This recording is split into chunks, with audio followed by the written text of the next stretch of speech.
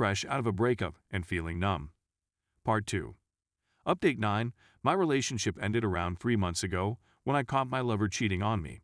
It's safe to say that it was a terrible show. The way it transpired devastated me, and I felt like the majority of my relationship was a lie. I've gained a lot of great lessons that I hope will benefit someone else. Always go with your gut instinct. Don't dismiss red signs, particularly if others closest to you identify them in your spouse. Compare your partner's words to their actions. Make no justifications for them in your mind. If you're dating someone who is unhappy, don't make it your duty to make them happy. Don't attempt to repair someone else, and don't date someone who may be what you're looking for. They're either there or they're not. Don't be afraid of loneliness. It's not nearly as terrible as dating or marrying the wrong person for you. When you are being insulted or gaslighted, speak up for yourself. Do not disregard a partner's history of bad moral judgments or lack of integrity, unless they have acknowledged their weaknesses and made an attempt to correct them. The most essential thing I've learned is to put my own pleasure and well-being first. There's nothing wrong with being picky about the people you let into your life and the kind of relationships you're ready to consider. I think that life occurs to you rather than to you. As a result, even though I am still in anguish as a result of what occurred, it has pushed me to confront my own weaknesses and demons. Aside from that, since I've been devoting a lot of time to self-development over the past several months, I've had to fully break relations with my unfaithful ex. I explored reconciliation at one point, but as time passed, I recognized the severity of her infidelity.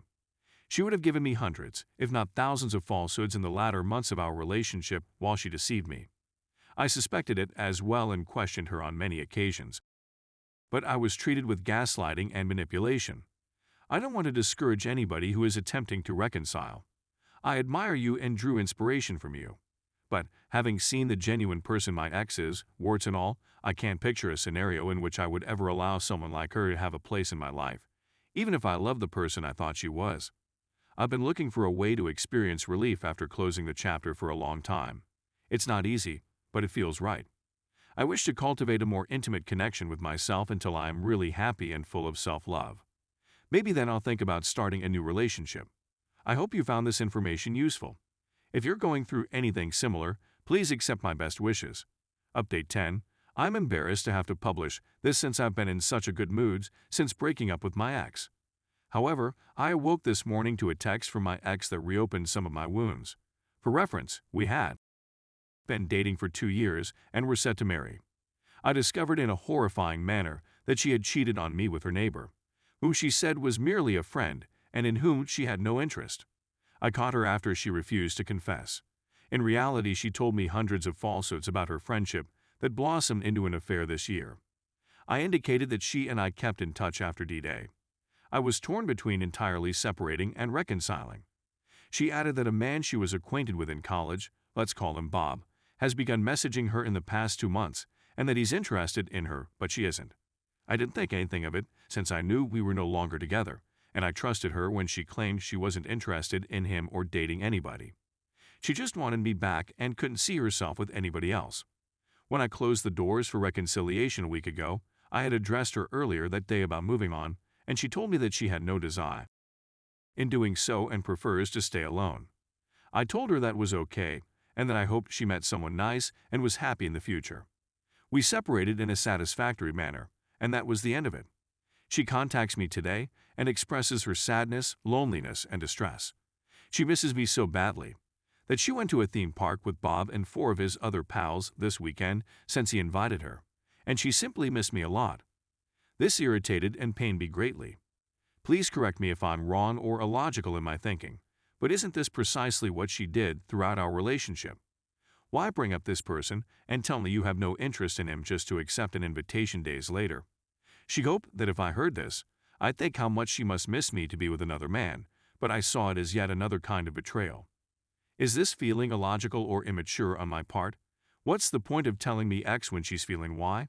Why go create a circumstance that is so similar to what she did in our relationship that lead to its demise? Update 11. I find myself reliving previous occurrences in my head on a daily basis. It had been a long time since I made the intentional choice not to reconcile, and having that degree of closure was beneficial overall. The drama is over, and I'm back in a more regular place. Days are more predictable, and I feel like I'm regaining control of my life. Dare I admit that there are certain days when I'm truly very happy. I'll be singing along to music again, working hard, and looking for pleasant interactions with others around me.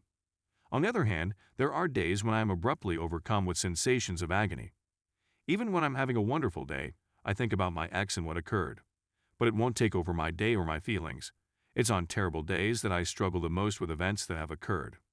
In my instance, my ex not only cheated on me, but she also lied to me for months and gaslighted me. I believed she was cheating, and when I confronted her, I was faced with gaslighting. Those events are replaying in my head. I find myself wishing I had handled the situation differently, that I had left sooner, that I could have pushed Abbott harder and been harsher at the time.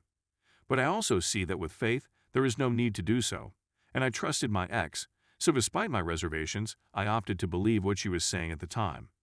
It's needless to take shots at me and claim that I'm insecure or intimidated. Looking back, knowing that I was duped has an impact on me on bad days. What are some things I can do to lessen the effect of those thoughts and emotions on bad days?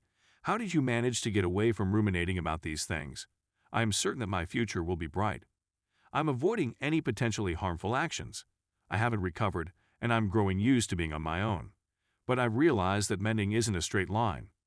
I'd be grateful for any suggestions or simply to hear about your experiences with this. Final update. Hopefully, this is the last update on my condition. Last year, I routinely blogged about my circumstances. I found out my girlfriend was having an affair.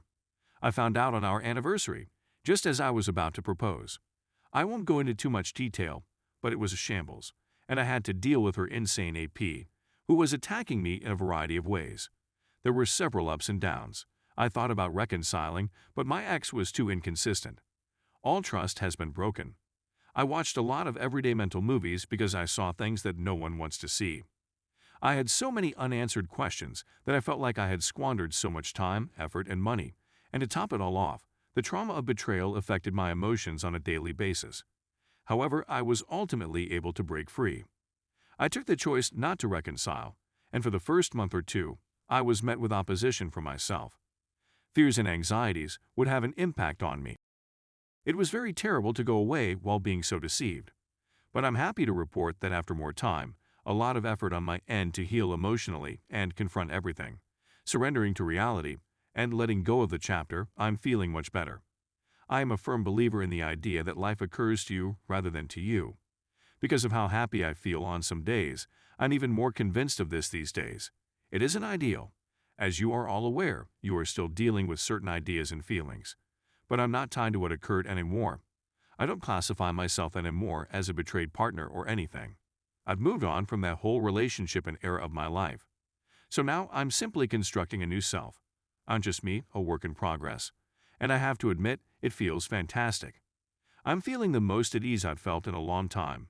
I pray on a regular basis. I exercise on a daily basis. I eat clean. I spend a lot of time with myself, focusing on my emotions and thoughts. I read self-help books on a daily basis. I cut out a lot of toxic people from my life and strengthen my relationships with those who make me feel good. I work with enthusiasm, I have goals, and I do things that I enjoy. This is the most balanced my life has looked in a long time, yet I've had to endure a lot to get here. It was not easy, but it was very powerful because I regained control of my life.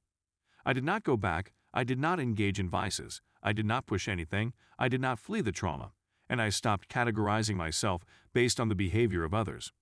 The road ahead is still long, but if this is any indication of what's to come, I'm really optimistic about the future.